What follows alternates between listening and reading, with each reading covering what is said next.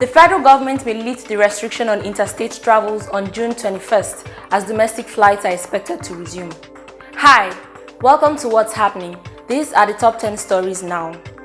At number 10, the suggestion to castrate persons guilty of rape has been rejected by the House of Representatives.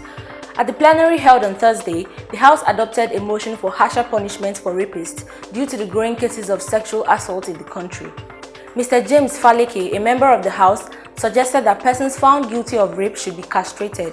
However, nothing was decided on as Femi Gbajabiamila, the Speaker of the House of Representatives, raised the question of what happens to an older female who defiles a younger male. At number 9, on Wednesday, the Health Ministry of Brazil reported 1,349 deaths from the coronavirus within 24 hours. The new deaths brought the total number of deaths in Brazil to 32,548. The country currently has the fourth highest number of confirmed infections worldwide after the US, Italy, and Britain. Experts say due to the under-testing in the country, the real numbers are probably higher. At number 8, yesterday, the Senate Committee on Public Accounts queried the Central Bank of Nigeria over an alleged missing $3.3 billion. The said amount was unaccounted for from the $21.3 billion remitted to CBN by the Federal Inland Revenue Service as foreign tax in 2015. According to the Auditor General of the Federation, who sent the query to the Senate Committee, the FIRS recorded $21.3 billion as the amount collected as foreign tax in 2015 from the CBN, while the CBN, on the other hand, recorded it as $18 billion. At number 7, suspected herdsmen attacked the Awka community in Obi local government area of Benue State. A PDP ward chairman and 12 others were killed. Reports say the attack made the community members flee from their homes for fear of being killed. An eyewitness said the suspected herdsmen were 8 in number and armed with AK-47 rifles. However, the State Police Command claimed only 2 corpses were recovered from the attacked community. At number 6, the Federal Executive Council has barred states from repairing federal roads as they will not be refunded for such repairs going forward. The government has refunded 148 billion naira to 5 state governments who spent money on repair of federal roads. The 5 states are Cross River, Osun, Rivers, Ondo, and Bayelsa.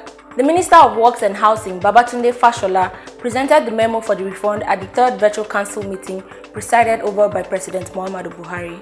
At number 5, barely 2 weeks after the temporary suspension of hydroxychloroquine trial on coronavirus patients, has the World Health Organization announced it will resume the trial on patients. The Director General of the organization, Tedros Ghebreyesus, stated this on the official Twitter account of the agency. The solidarity trial of the drugs was suspended due to safety concerns raised about the drugs. At number 4, 2 Chinese expatriates working at a mining site in Ishiagu, Ebonyi State, have been abducted by unknown gunmen. The State Police Public Relations Officer, Mrs. Lovett Oda, confirmed the incident in an interview on Thursday in Abakiliki.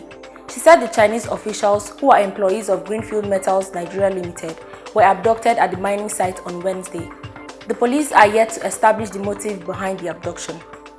At number 3, the United States of America is set to suspend Chinese passenger planes from flying into the US from June 16.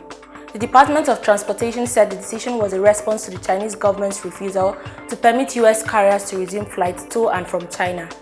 Since the coronavirus outbreak, there's been rising tension between the two world's largest economies.